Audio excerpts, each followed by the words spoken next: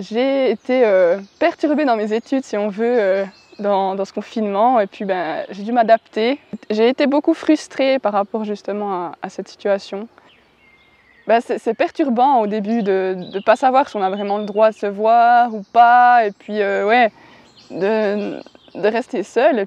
C'est vrai que comme j'étais à la maison et puis que j'ai dû suivre les cours par correspondance et par vidéoconférence, il n'y avait pas de séparation entre l'école et la maison, et c'est vrai que en temps normal, même le temps de marcher jusqu'à l'établissement, ça fait déjà une coupure, et là c'est vrai que ça a manqué. Puis au final, je trouve que ça a été assez lourd à porter sur la durée en fait. Avec mes amis, on a dû un peu faire avec, et puis se voir par les réseaux sociaux, ou même des fois on allait se promener en gardant les distances bien évidemment, et puis c'était quand même sympa. Mais c'est vrai que ça a changé, je pense.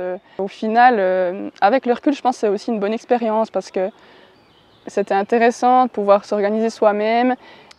C'est vrai que moi, j'avais un projet dans le cadre de mon école, c'était de donner la parole justement aux aînés d'un village, et puis d'en faire un petit reportage et de voir comment eux, ils ont vécu aussi cette pandémie. C'est vrai que je pense que ça, c'est aussi quelque chose à prendre en compte peut-être dans chaque commune, et puis de prendre en compte chaque personne, et pas seulement les personnes qui peuvent se débrouiller seules.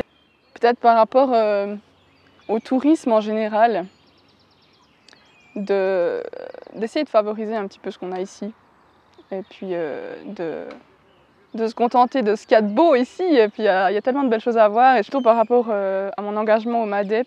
C'est vrai que pendant cette pandémie, pendant la période de quelques mois en confinement, j'essayais de proposer des choses aux enfants pour garder le lien, et puis quand même faire des petites activités en lien avec ce qu'ils vivaient justement. C'est vrai que je pense qu'il y a toujours un petit souci où on se demande s'il n'y aura pas une deuxième vague, et puis si on va pouvoir continuer notre été, et puis passer un été comme il se doit. Puis c'est vrai que ça, je pense, c'est un peu une appréhension.